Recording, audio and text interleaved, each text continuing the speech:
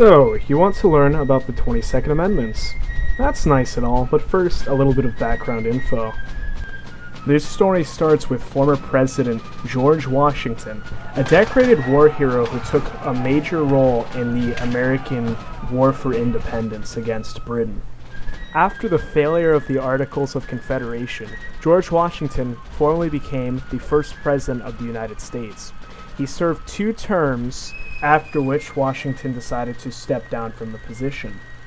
I stepped down from office after 2 terms because I felt that if I died in office, it would set a precedence of the presidency being a lifetime position.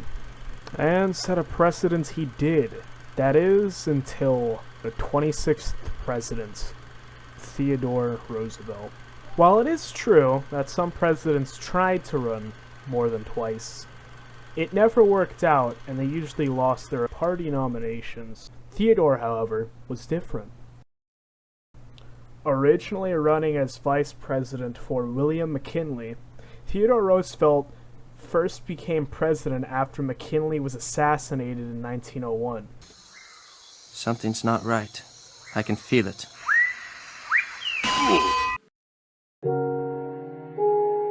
Becoming president at age 42 and the youngest president in US history. He did some cool stuff like set a lot of land aside for preservation of animals and national parks and whatnot. And he also made his square deal where he tried to punish trusts while making the environment better. 3, 2, 1, go! Holcomb! Pawn!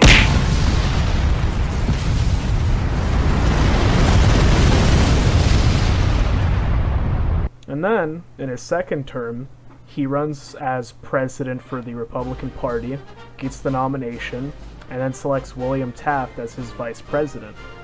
And this all goes well until he decides to take a vacation. And while he was on vacation, he noticed William Taft didn't do any of the stuff he wanted him to, and instead William Taft passed a bunch of conservative Republican-favored laws. Open the door.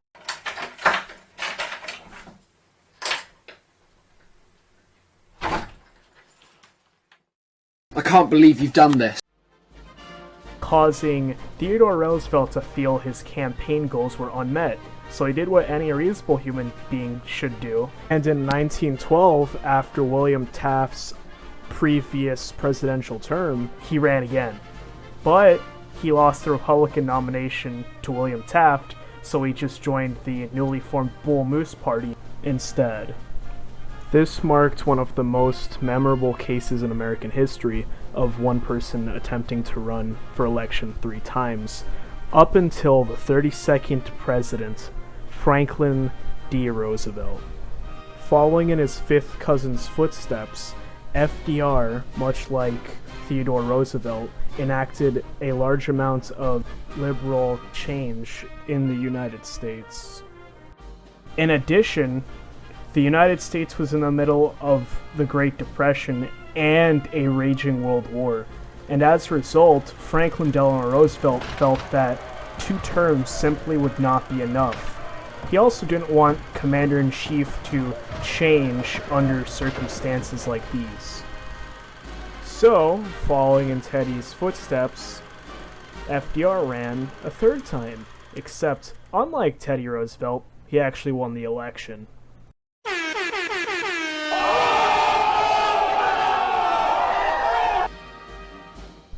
Throughout his 3rd term as president, FDR, with the help of the Allied powers, helped to push back the Axis, causing the World War to come closer to a true ending.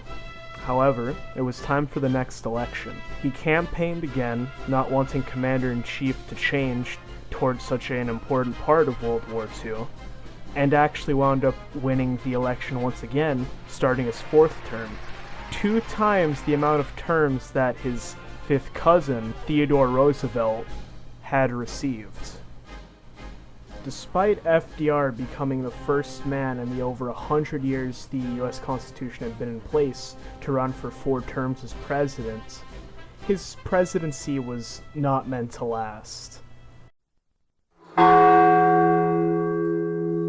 After serving little over 3 months in his 4th term, he succumbs to his various illnesses, causing him to pass away on April 12, 1945. He was succeeded by his vice president, Harry S. Truman, who began his first and only term after the death of Franklin Delano Roosevelt. While this death shocks the nation and the Allied powers alike, his ambition for the seat of presidency did spark a debate within the chambers of Congress at the time.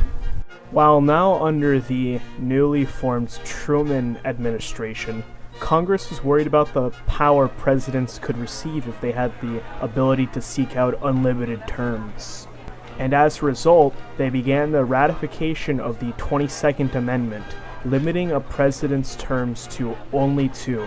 This amendment was approved by Congress on March 21st, 1947, and was submitted to state legislators so it could be ratified. On February 27th, 1951, it had been ratified by the required 36 of the, at the time, 48 states, as Alaska and Hawaii weren't admitted to the United States yet.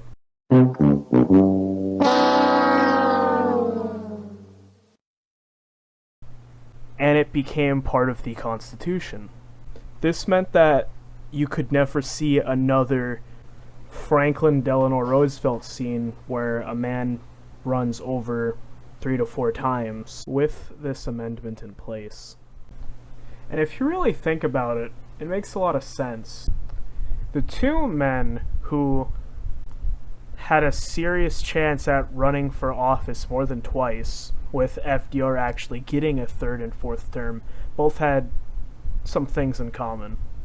They were both Roosevelts, and they both did a large amount of varying things with their power, both making a bunch of new government agencies to solve the problems at hand.